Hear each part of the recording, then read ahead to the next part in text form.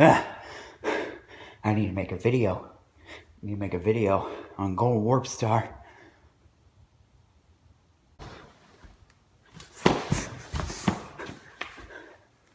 So Sonic has had his ups and downs, and he's had quite a bit of downs actually, but he has had some positives too, so this isn't like a complete bash video on Sonic, even though in Golden Warpstar here, I've only really talked bad about Sonic Forces review.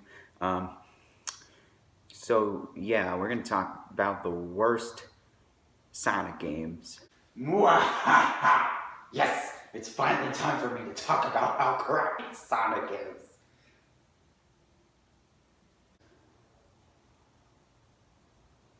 Who the bloody biscuit are you? Me? I am Devil Warpstar. This is the edgiest thing I could find. What else is it there that's edgy? I don't hate Sonic, I love Sonic. It's just that there's some things that are negative about Sonic, so we're gonna talk about them. No, Sonic has always been bad. Wait, you mean to tell me that... I thought that Sonic was bad. I guess Sonic's both good and bad. Yeah, Sonic's not that bad. I guess I need to come to my senses. I'll talk about the positives and the negatives of Sonic. Alright, come join us for this top 5. Don't worry, I'm not gonna bite. We'll discuss Sonic together. Alright, I'm coming. Let's just begin it.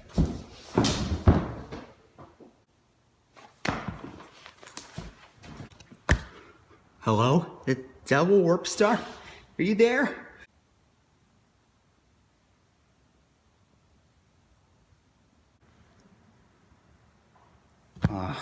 I was too late. I guess he's really not cut for talking about anything that's positive. Crap, I'm gonna have to do this by myself. Without anybody, thought this would be a great collab.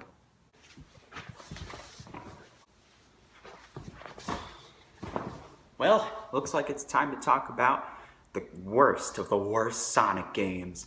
I'm Golden Warpstar, and this is my top 5 worst Sonic games.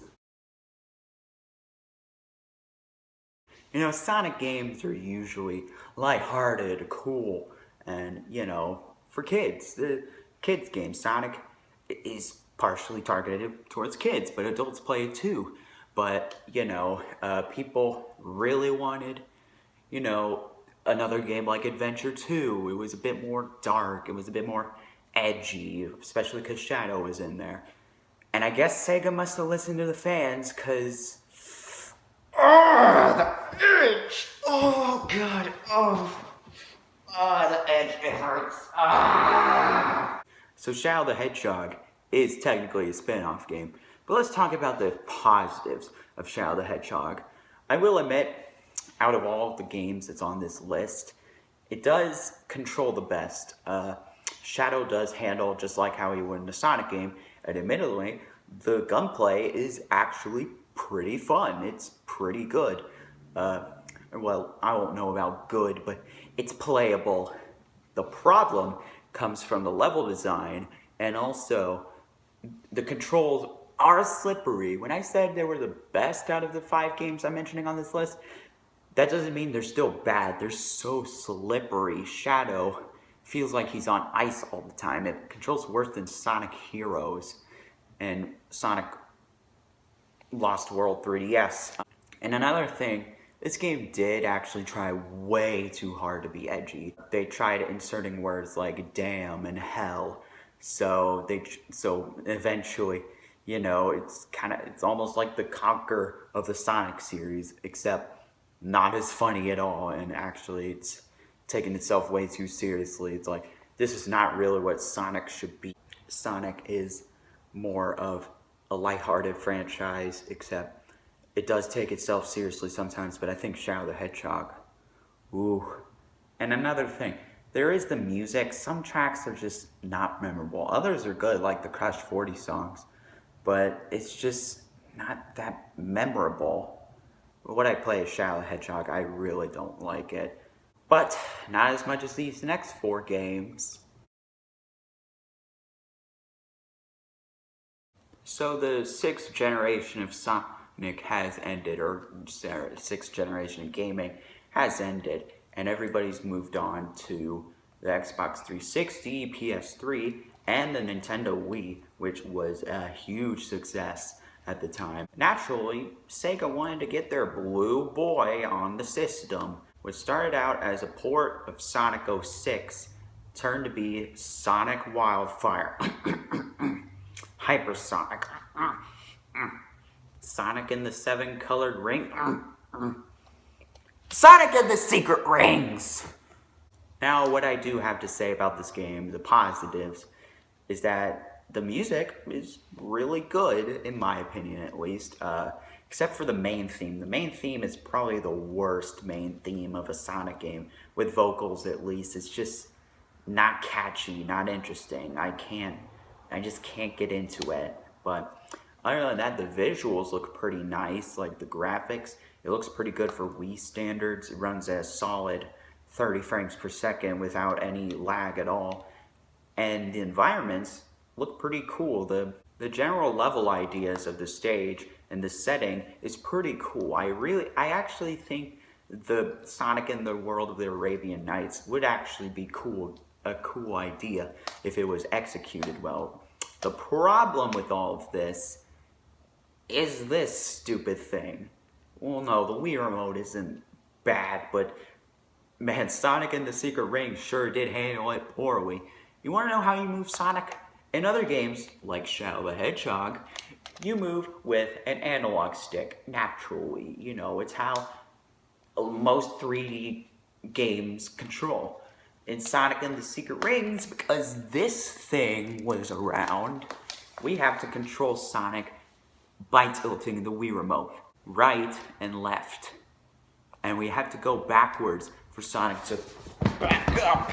So, naturally, the controls are very fun. And in order to jump, you know, you just tap the button, you go in midair for a bit. If you hold it for long enough, you go higher like a natural Sonic is. When Sonic and the Secret Rings, you stop dead in your tracks and you hold the 2 button in order to charge up your jump, and then you go high. And there's also a brake, but what the heck is the point of the brake if you're pressing the 2 button and you stop anyway? The controls are complete booty cheeks, and sometimes you can't even get around certain obstacles because the game thinks you're on a certain pathway that you have to tilt left and right, but you can't get past it even by jumping. And the story, it wasn't really well executed. Sonic gets teleported to the world of the Arabian Nights. He has to Razor Jin before his flame burns out because, you know, Sonic took a hit, and now he has to find several rings before his flame burns out, and then he dies. And then, without spoiling, just some other stupid things happen. But yeah, Sonic and the Secret Rings, not good. Now, some have argued that the sequel, Sonic and the Black Knight, is worse.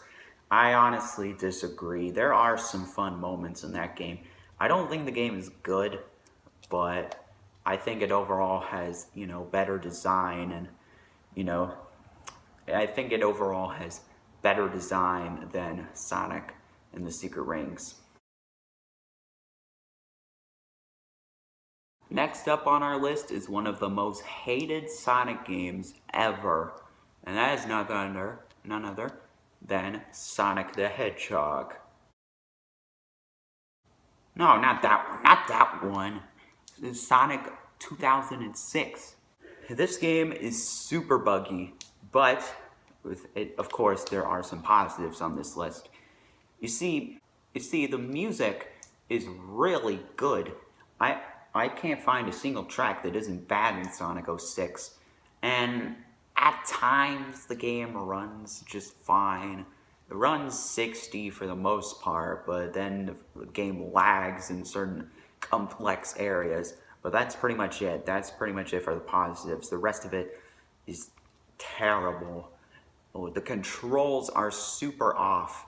And I think, this might sound weird, but I think they're way too precise. Like, and also Sonic just didn't, it's a Sonic game, he just doesn't move fast enough, except for when you're in those stupid max speed sections, which, oh my goodness, can be terrible at times.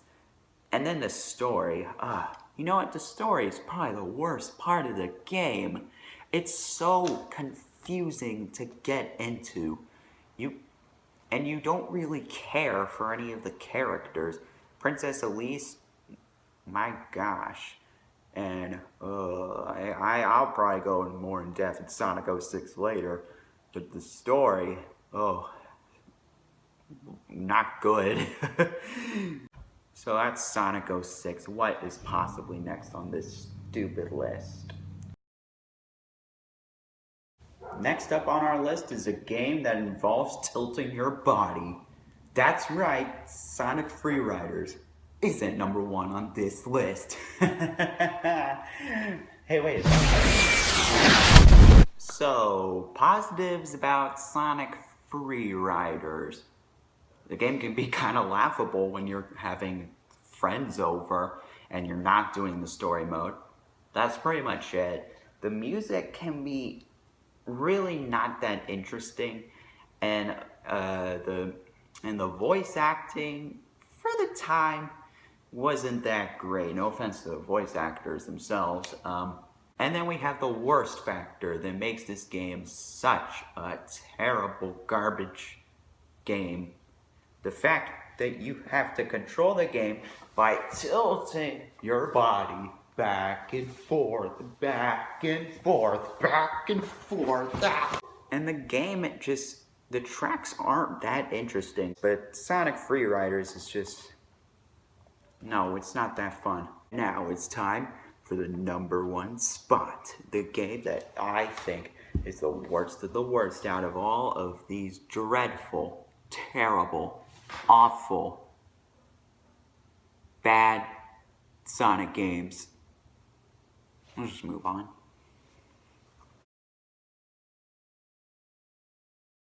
So I bet you all can take a guess at what this is.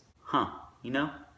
Actually, I don't know if people are gonna guess what this one is. Community kinda likes it. Some people hate it. Those are people who agree with me. And some just say it's mediocre. Oh, what the heck? It's Sonic Chronicles: The Dark Brotherhood. Oh boy.